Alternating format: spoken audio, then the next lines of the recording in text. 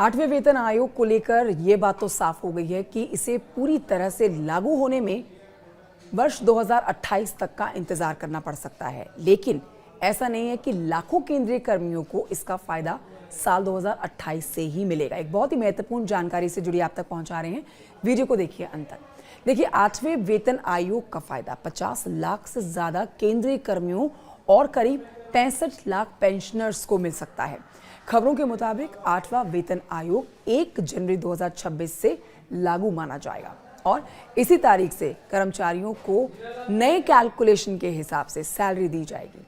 दरअसल इसी साल जनवरी में मोदी कैबिनेट ने 8वें वेतन आयोग को मंजूरी दी थी, लेकिन इसका आधिकारिक नोटिफिकेशन नहीं आया और ना ही आयोग का गठन हुआ।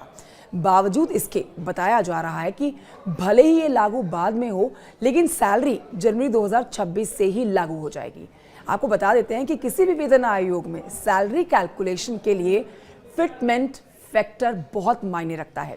ये बेसिकली एक मल्टीप्लायर होता है जिससे किसी कर्मचारी की मौजूदा बेसिक सैलरी यानी कि कुल मूल वेतन को मल्टीप्लाई करके नई बेसिक सैलरी तय की जाती है। 6ठे वेतन आयोग में न्यूनतम बेसिक सैलरी 7,000 रुपये थी और 7वें वेतन आयोग में फिटमेंट फैक्टर 2.57 था।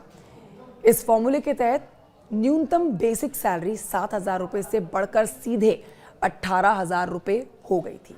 अब देखिए, 8वें वेतन आयोग का अब तक ऑफिशियल नोटिफिकेशन नहीं आया है। इसको लेकर अब तक कई रिपोर्ट सामने आ चुकी है जिनमें अलग अलग फिटमेंट फैक्टर्स पर चर्चा की गई है। कुछ रिपोर्ट्स में 1.92 तो कुछ में 2.86 तक के फिटमेंट फैक्टर पर चर्चा हुई है। इन सबके बीच में एक संभावना ये भी जताई जा रही है कि आयोग 2.46 फिटमेंट फैक्टर लागू कर सकता है, जो सरकारी कर्मचारियों के लिए, केंद्रीय कर्मचारियों के लिए बहुत बड़ी गुड न्यूज़ है। क्या कहेंगे आप इस पर? कमेंट करके जरूर बताएं।